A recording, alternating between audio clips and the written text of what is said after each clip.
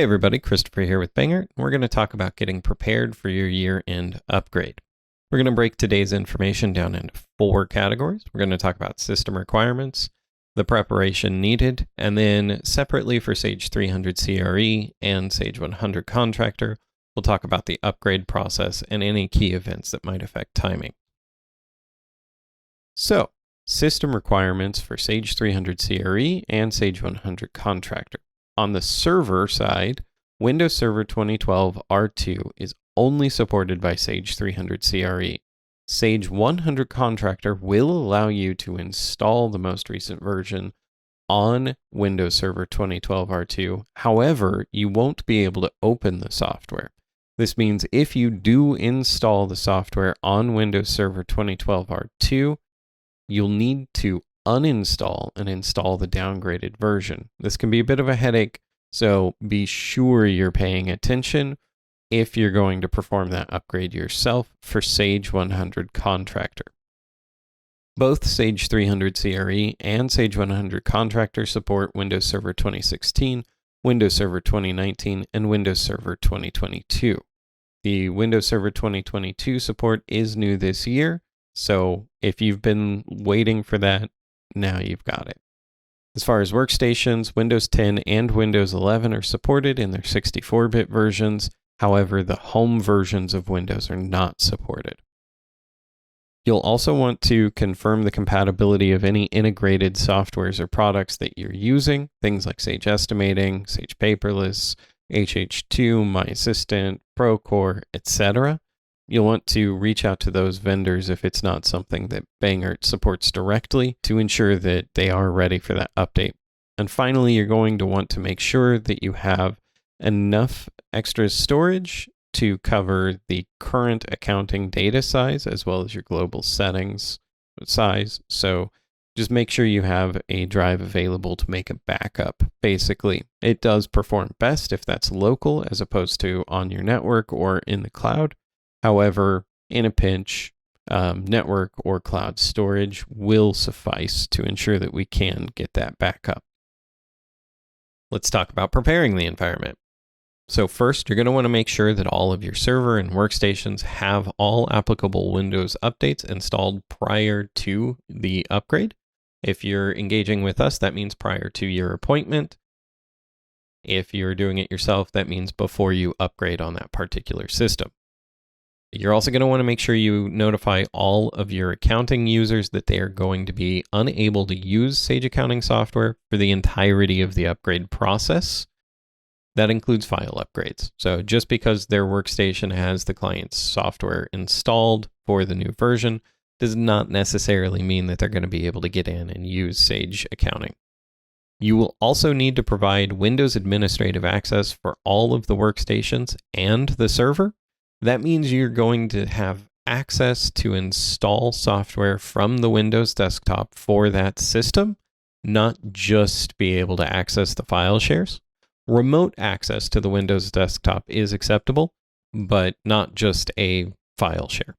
You also will need to ensure that you have administrative access to the accounting software itself. For Sage 100 Contractor, that's going to be a system administrator user. For Sage 300 CRE, that's an application administrator user. For Sage 300 CRE specifically, your server and workstations will be restarted at the end of the upgrade process and potentially multiple times throughout the upgrade process. For Sage 100 Contractor users, it can happen, but it's not as likely. And so you'll just need to make sure that everybody's prepared for a restart, most especially Sage 300 CRE environments. So now let's go ahead and move on to the upgrade process and the year-end key events. We'll start with Sage 300 CRE. For Sage 300 CRE, the process is going to be that we back up the Sage application and company data. So that's your 9.5 folder and your company data folders. We're then going to install the software upgrade for Sage 300 CRE. If you're an estimating client, at that time, we'll install the Sage Estimating upgrade, if there is one, and if you're interested in it. Then we'll initiate the file upgrade on the server. It's important that the file upgrade happens after the estimating install if one's going to occur, because the estimating install can trigger a restart during the installation process, so you don't want to run those two at the same time. Finally, while the system is upgrading the files, we'll install the client software installs on the workstations, and then when the file upgrade is complete, on the server, we'll open service management and purchasing and inventory if those softwares are part of your licensing. This can trigger a further file upgrade and is required before those modules can be opened on the workstations. For year-end key events that might affect the timing of your Sage 300 upgrade, we're thinking about closing fiscal years, updating tax tables, and printing W-2s and 1099s. Closing the fiscal year happens generally around the same time you'd close a month, but it's the last month of your fiscal year, and any version can close the year. So you don't need to really couple that with your software upgrade. As far as the payroll tax tables are concerned, pretty much any version that you might be on of Sage 300 CRE can upgrade the payroll tax tables as long as you're current on your Sage maintenance. It just needs to be done after the last payroll check is issued for the year you're closing and before you issue the first payroll check of the new year.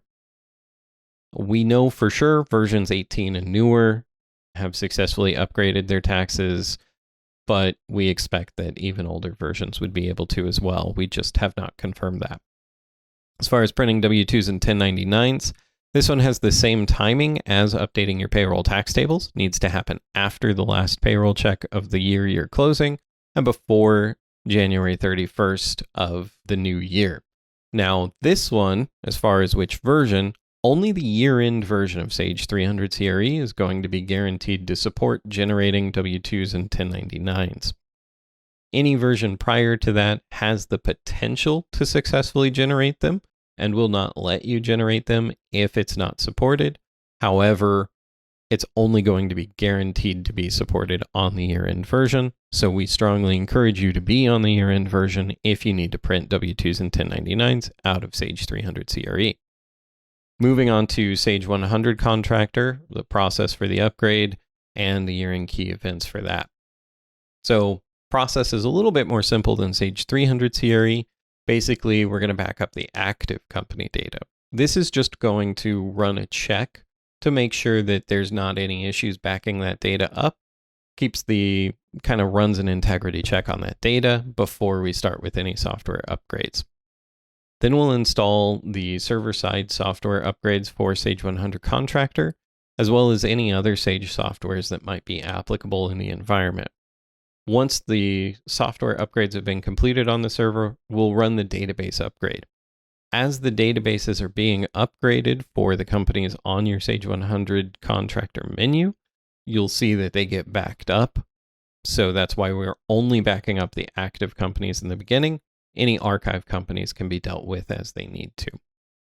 And finally, after the database upgrade has been initiated on the server, we'll go ahead and run those client software upgrades on the workstations. As far as timing of the upgrade for your Sage 100 Contractor software, this one's also a little bit simpler. You can use pretty much any version of Sage 100 Contractor to close the year, just the same as Sage 300 CRE. And it's at the same time you would normally close it. Closing your fiscal year is not tied to the upgrade process of your Sage accounting software. Updating the payroll tax tables in Sage 100 Contractor is done by upgrading the software itself on the server as well as on your workstations. And this is ideally going to be completed after the final payroll check of the year you're closing has been issued and prior to January 31st in the new year.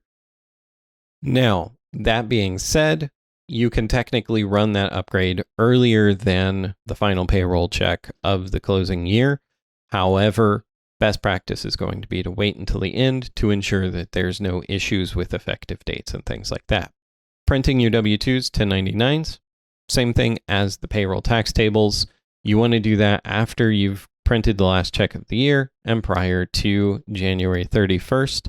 And the supported version is going to be the year-end version, just like with Sage 300 CRE. However, it has the potential to allow you to generate those W-2s and 1099s on an earlier version. It's really all there is to the year-end prep. If you have any questions, concerns, anything like that, we strongly encourage you to reach out to us, ask your question on bug, or just reach out to help@bangerdinc.com. Thanks so much for watching. Have a great day.